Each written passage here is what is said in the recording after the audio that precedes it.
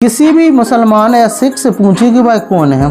ठीक है, अब यहाँ पे एग्जाम्पल दे रहा बाबा साहब अम्बेडकर बोल रहे हैं कि किसी भी मुसलमान या सिख से पूछिए कि वो कौन है, तो भाई मुसलमान हुआ तो कहेगा कि हाँ मुसलमान हूँ, ठीक है, और सिख हुआ तो कहेगा सिख है।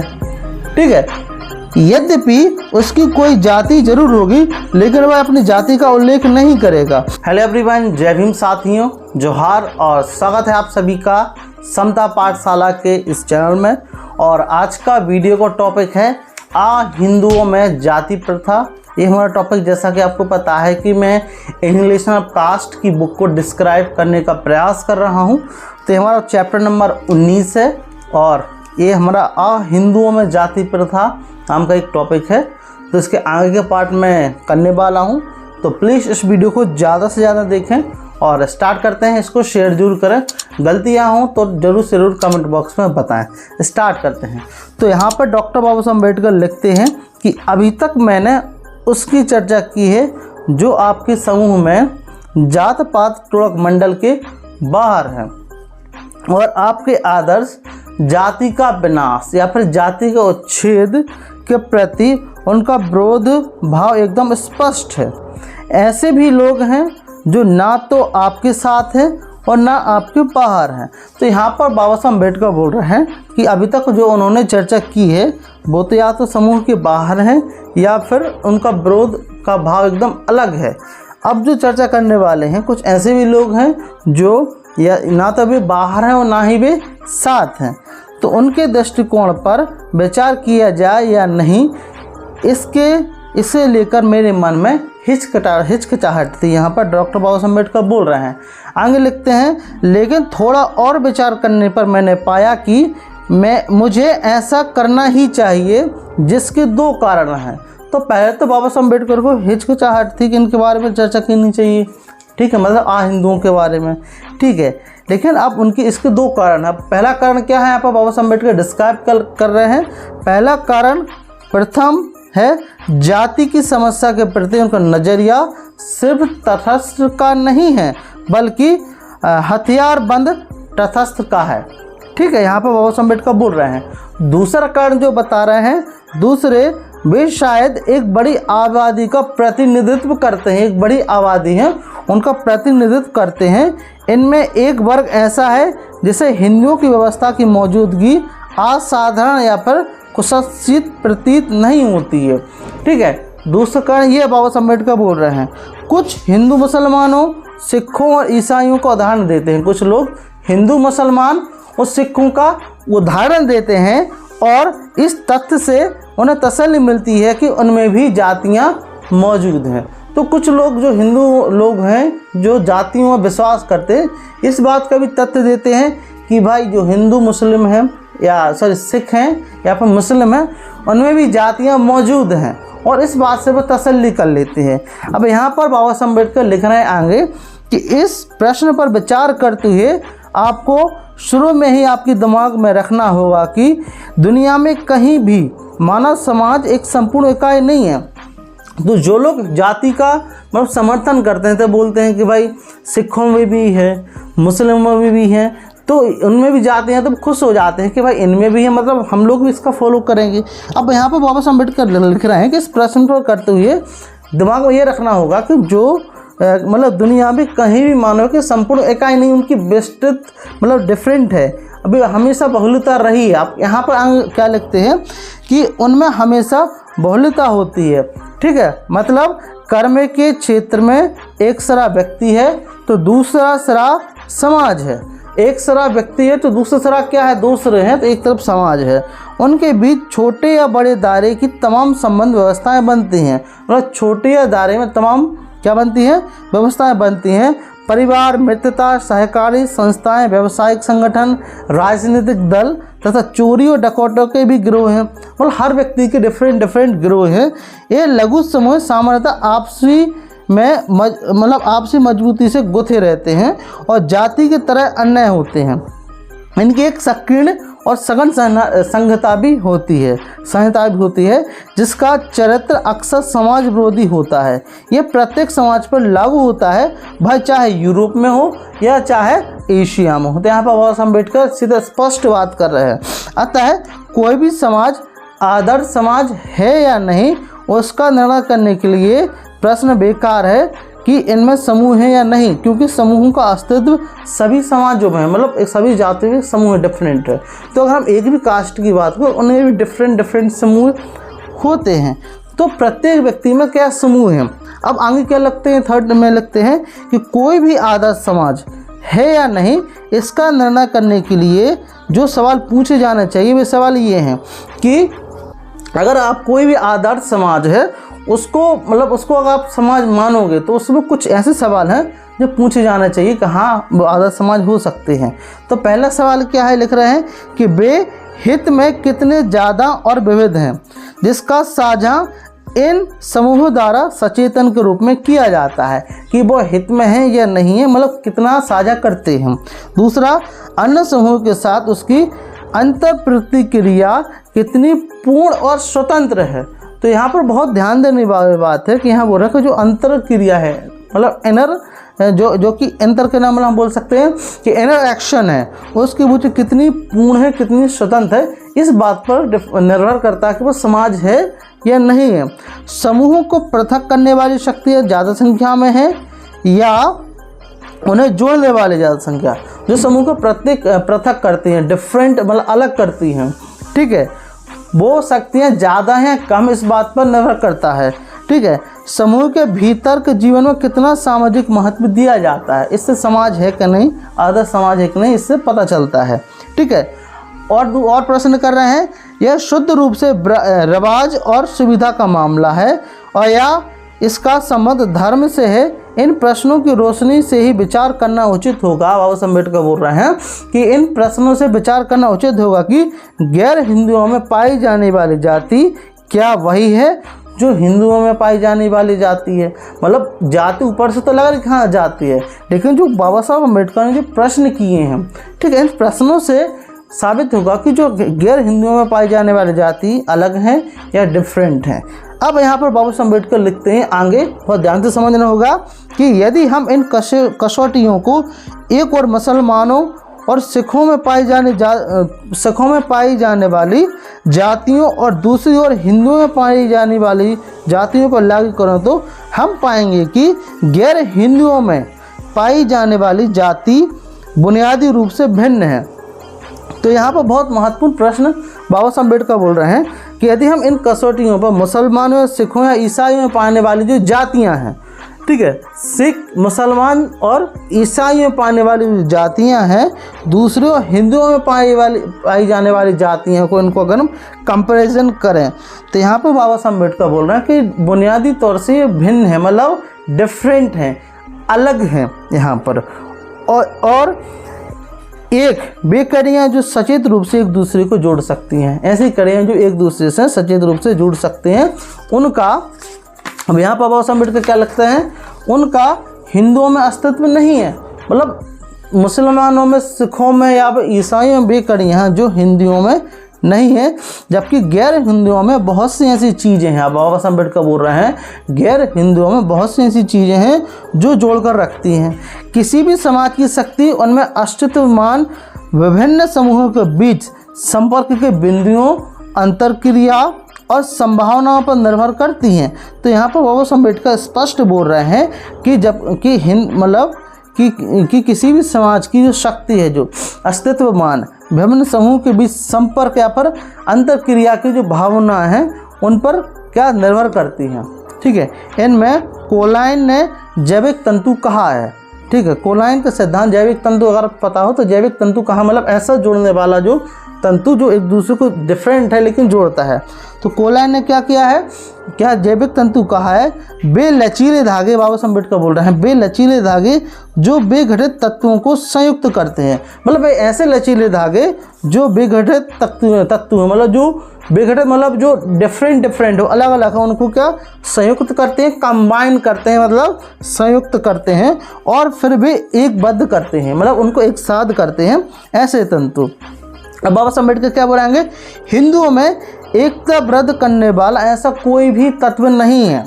हिंदुओं में एक मतलब ऐसा कोई तत्व नहीं है कि वो एक कर सके, तो जाति द्वारा पैदा किए गए विघटन को रोक सके। जो जाति द्वारा जो विघटन जो उसका गठन हुआ है, विघटन मतलब उसका जो बटा है उसको एक कर सके, जबकि गैर हिंदुओं में इन जैविक तंतुओं की अधिकता है जो उन्हें बांध कर रखती हैं।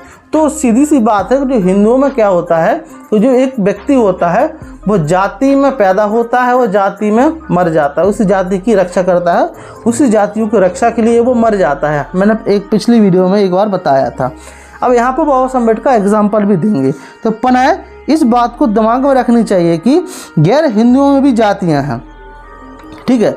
अब बाबा साहब अम्बेडकर बोल रहे हैं गैर हिंदुओं में भी जातियाँ हैं, जैसे हिंदुओं में जातियाँ हैं, लेकिन जाति का सामाजिक महत्व गैर हिंदुओं में वैसा नहीं है।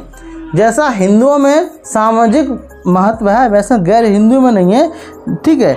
किसी भी मुसलमान या सिख से पूछिए कि भाई कौन है, ठीक है। अब यहाँ पर एग्जाम्पल दे रहा बाबा साहब अम्बेडकर बोल रहे हैं कि किसी भी मुसलमान या सिख से पूछिए कि वो कौन है, तो भाई मुसलमान हुआ तो कहेगा कि हाँ मुसलमान हूँ, ठीक है, और सिख हुआ तो कहेगा सिख है, ठीक है। यद्यपि उसकी कोई जाति जरूर होगी, लेकिन वह अपनी जाति का उल्लेख नहीं करेगा और आप उसके उत्तर से संतुष्ट हो जाएंगे। तो अगर किसी भी मुसलमान या फिर सिख से पूछो कि आप भाई कौन हो, तो बोलेगा भाई वह सिख है, ठीक है, या फिर मुस्लिम है, तो उसकी जाति होगी, लेकिन आप संतुष्ट हो जाओगे, वो बताएगा नहीं, ठीक है, संतुष्ट हो जाओ, आप संतुष्ट हो जाएगा।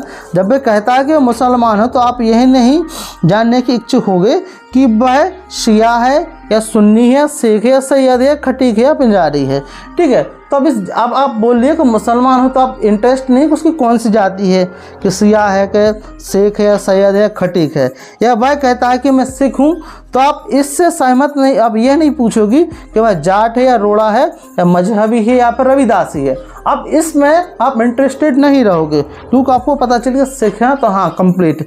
लेकिन जब कोई व्यक्ति कहता है कि वह हिंदू है, तो तब तक आप संतुष्ट नहीं होंगे, आपके मन में उसकी जाति जानने की जिज्ञासा पैदा हो जाती है कि ऐसा क्यों, क्योंकि हिंदुओं के मामले में जाति का महत्व ज़्यादा है और इसकी जानकारी के बिना आप आश्वस्त नहीं हो सकते कि वह व्यक्ति कैसा है। तो अगर जैसे आपसे पूछे कि आप कौन हो और आपने बोल दिया हिंदू हो, तो व्यक्ति वो जब तक संतुष्ट नहीं होगा तब तक आप उसकी जाति का पता ना लगा लें।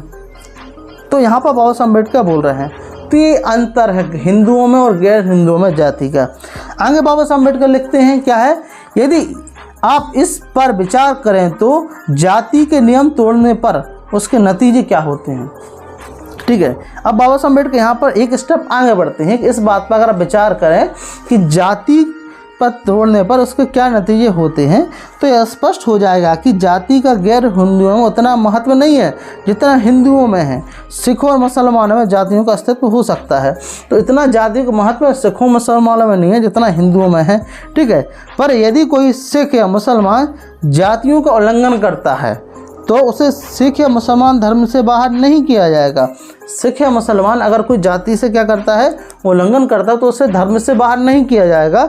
सचमुच जाति का बहिष्कृत करने का विचारों सिख और मुसलमानों के लिए विदेशी है, लेकिन हिंदुओं का किस्सा अलग है। अब यहाँ पर बाबा साहब अम्बेडकर बोल रहे हैं जो हिंदू है उसका किस्सा क्या है, अलग है, वो डिफरेंट है, ठीक है। कोई भी हिंदू अगर जाति का नियम का उल्लंघन करता है, जो जाति का नियम है उसको तोड़ता है, तो जाति द्वारा उसका बहिष्कार कर देना तय है। तो जैसे कि अभी हम मान लें एक प्रकार से कि अगर कोई एक जाति का व्यक्ति है, कोई दलित है और कोई अपर कास्ट व्यक्ति से शादी कर ले, लड़की या लड़के से, ठीक है, दोनों शादी कर ले, तो दोनों जाति के लोग उसको बहिष्कार कर देंगे, ठीक है। उसके माँ बाप को, उनके पेरेंट्स को टॉर्चर करेंगे, वो साथ में तो रहेंगे लेकिन उनको समाज स्वीकार नहीं करेगा। तो ये इस बात को बाबा साहब अम्बेडकर बोल रहे हैं कि पूरा समाज इसको बहिष्कार कर देगा, ठीक है। 1936 में बात कर रहे हैं। इससे पता चलता है कि हिंदुओं और गैर हिंदुओं में जाति के सामाजिक महत्व में भिन्नता है और यह उनके बीच का फर्क का दूसरा बिंदु है। तो यह उनके फर्क का बीच का दूसरा बिंदु भी है, यह होता है, ठीक है। तो एक उदाहरण मुझे भी एक दिमाग में आ रहा है कि अगर जैसे कि कोई हिंदू, पिछली वीडियो में जैसे मैंने डिस्कस किया था कि अगर कोई हिंदू है ठीक है, और अगर कोई उसको मारता है पीटता है तो वो अकेला रहेगा, ठीक है, क्योंकि उसको जाति के लोग याद आएंगे। लेकिन अगर सिख मुसलमान है तो उसको पीटने में लोग सोचेंगे कि भाई ये अकेला नहीं है, इनकी पूरी कौम है। तो ये महत्व है। अब देखते हैं लेकिन अब तीसरा तथ्य क्या है। अब बाबा साहब अम्बेडकर बोल रहे हैं लेकिन तीसरा तथ्य और अधिक महत्वपूर्ण बिंदु भी है, ठीक है, और बोल रहे हैं कि गैर हिंदुओं में जाति का कोई भी धार्मिक आयाम नहीं है। मतलब आप मुस्लिम की बात करें या सिख की बात करें तो उसमें जाति का कोई आयाम नहीं है, ठीक है। हिंदुओं का धर्म का निर्णायक महत्व है। मतलब अगर आप सिखों और मुसलमानों के धर्म की बात करें तो उनके धर्म में नहीं ऐसा लिखा है कि उनमें जातियाँ नहीं हैं, ठीक है, उनके धर्म विशेषकर। लेकिन जब हिंदू धर्म की बात करें, इनके ग्रंथों की बात करेंगे तो उनका धार्मिक आयाम है, मनुस्मृति है, भगवत गीता, जितनी भी धर्म ग्रंथ हैं उनमें जातियों को चातुर्वर्ण व्यवस्था उसमें है। गैर हिंदुओं में जाति सिर्फ व्यवहार की बात है, इसका कोई धार्मिक संस्था नहीं है, उन्होंने इसकी शुरुआत नहीं की, ठीक है। बाबा साहब अम्बेडकर यहाँ पर स्पष्ट बोल रहे हैं, उनके लिए ये केवल टिके रहने का मामला है। वे जाति को किसी भी धार्मिक सिद्धांत कर बांध कर नहीं रखते। हिंदुओं को जातियों के बीच पृथक्करण और अलगाव करने की बाध्य करता है, ठीक है। यहाँ पर बाबा साहब अम्बेडकर और बोल रहे हैं और इसे अच्छा मानता है, ठीक है, हिंदू। लेकिन धर्म जाति के प्रति इसका दृष्टिकोण अपनाने के लिए गैर हिंदू बाध्य नहीं करता है, ठीक है, यहाँ पर बोल रहे हैं। अब आगे बहुत महत्वपूर्ण बात बोल रहे हैं कि अगर कोई व्यक्ति जाति तोड़ना चाहता है तो धर्म उसके रास्ते में आ जाता है। हिंदू में बात ये रहती है, लेकिन गैर हिंदुओं के मामले में ऐसा नहीं है। अतः यह बिना यह जानने की परवाह किए कि गैर हिंदुओं के जीवन में जाति का क्या स्थान है और क्या वे इसके उन समाज की जैविक तंतु भी हैं, वे जाति की भावना को समुदाय की भावना के अधीन कर देते हैं। यहाँ पर बाबा साहब अम्बेडकर स्पष्ट बोल रहे हैं, उनमें जाति का अस्तित्व होने चैन भर से सांस लेना खतरनाक बेमोह है और इस बेमोह से हिंदू जितनी जल्द छुटकारा पा सके उतना बेहतर है। तो यहाँ पर बाबा साहब अम्बेडकर स्पष्ट बात कर रहे हैं। अब आगे बात कर रहे हैं, आगे अपना पक्ष रख रहे हैं बाबा साहब अम्बेडकर। क्या लिख रहे हैं कि तटस्थ हिंदुओं द्वारा समूह इससे इनकार करता है कि जाति हिंदुओं की कोई ऐसी समस्या पैदा नहीं करती, ठीक है। अब जो तटस्थ हिंदू हैं वो ऐसे ही सवाल करते हैं कि जातियों में क्या है कि ऐसी कोई समस्या पैदा नहीं करती है जिस पर विचार करने की ज़रूरत है। ये हिंदू इस बात से खुश हो जाते हैं कि हिंदू समाज अभी तक बची हुई है, इस बात से खुश हो जाते हैं और इस पर प्रतीक है कि हिंदुओं में बचे रहने की क्षमता है। मतलब ऐसा लगता है। यह दृष्टिकोण प्रोफेसर राधाकृष्ण की पुस्तक हिंदू रिव्यू ऑफ लाइफ में अच्छी तरीके से व्यक्त किया है हिंदुत्व के संदर्भ में। तो एक लेखक हुए हैं बाबा साहब अम्बेडकर, उनका रेफरेंस दिया है प्रोफेसर राधाकृष्ण। अब प्रोफेसर राधाकृष्ण क्या कहते हैं, पढ़ते हैं आइए। तो वे कहते हैं कि कोई भी यह कोई उम्र की सभ्यता नहीं है, इसे ऐतिहासिक साक्ष्य 4000 साल पुराने और उस समय भी यह सभ्यता चरण तक पहुंच चुकी थी, जो वर्तमान समय तक बीच बीच में मंथन और स्थिर होते हुए भी प्रहत चली आ रही है। तो यहाँ पर वो रेफरेंस तौर पर बोल रहे हैं। आगे क्या लिखते हैं, वे लिखते हैं कि इसने आध्यात्मिक ज्ञान और अनुभव की 4 और 5 शताब्दियों का दबाव बर्दाश्त किया है, ठीक है।